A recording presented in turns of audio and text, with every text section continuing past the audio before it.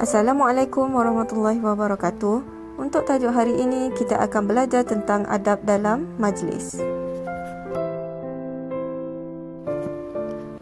Apa maksud majlis tu ya?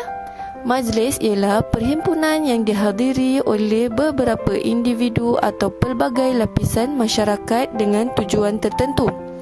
Contoh majlis yang selalu kita pergi ialah majlis ilmu, majlis zikir, majlis perkahwinan dan sebagainya. Majlis yang kita pergi mestilah tidak mengandungi unsur yang bercanggah dengan syariat Islam. Setiap orang mestilah mengamalkan adab-adab di dalam majlis. Mari kita lihat apa adab-adab tersebut. Pertama, memberi salam dan berjabat tangan. Kedua, memakai pakaian sopan dan menutup aurat. Ketiga, memenuhkan tempat di barisan di hadapan terlebih dahulu. Keempat, berkenalan di antara satu sama lain. Kelima, memberi tempat duduk kepada orang yang baru sampai. Keenam, menjaga pandangan dan memberi perhatian dalam majlis. Ketujuh, duduk dengan tertib dan sopan.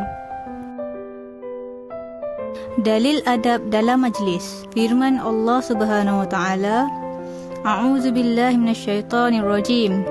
Ya ayyuhallazina amanu idza qila lakum tafassahu fil majalisi fafsahu yafsahillahu lakum wa idza qila anshuzu fanshuzu. Sadaqallahul azim.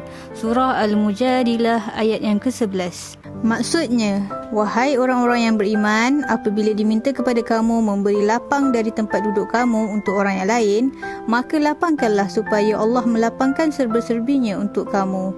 Apabila diminta kamu bangun, maka bangunlah. Ayat ke-11 dari surah Al-Mujadilah ini sering menjadi panduan bagi umat Islam dalam menjaga adab ketika di dalam majlis, sama ada majlis ilmu, perbincangan, mesyuarat atau kelas pembelajaran. Meneliti dengan lebih dalam ayat ini mengajarkan kita adab dan akhlak yang halus dalam bermajlis.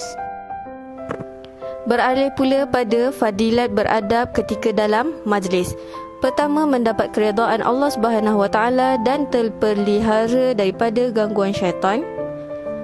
Dua, mewujudkan suasana harmoni. Tiga, menimbulkan kemesraan dan mengukuhkan persaudaraan dan perpaduan. Empat, menjauhi prasangka buruk dan salah faham. Seterusnya, perkara-perkara yang dilarang ketika dalam majlis. Satu, mengganggu kelancaran majlis. Dua, mencela orang lain. Maksud mencela orang lain ni ialah kita menghina orang lain. Tiga, membuka keaiban orang lain. Membuka keaiban orang lain ni maksudnya cerita keburukan orang lain. Empat, mengganggu laluan. Contoh, awak tak boleh duduk di pintu masuk atau di tengah laluan orang ramai sebab orang nak lalu. So, dia akan menjadi mengganggu bila orang nak berjalan.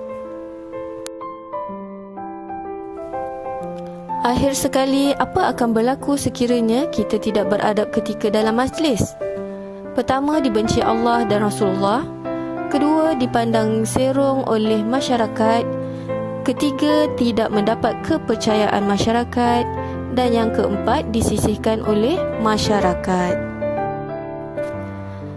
Kesimpulannya, majlis ialah medan atau gelanggang komunikasi pelbagai pihak untuk mendapatkan maklumat dan merapatkan silaturahim. Maka kita haruslah sentiasa beradab dan bersopan ketika dalam majlis. Jadi tamatlah pelajaran kita pada hari ini. Semoga anak murid dapat memahami ilmu yang disampaikan. Assalamualaikum warahmatullahi wabarakatuh.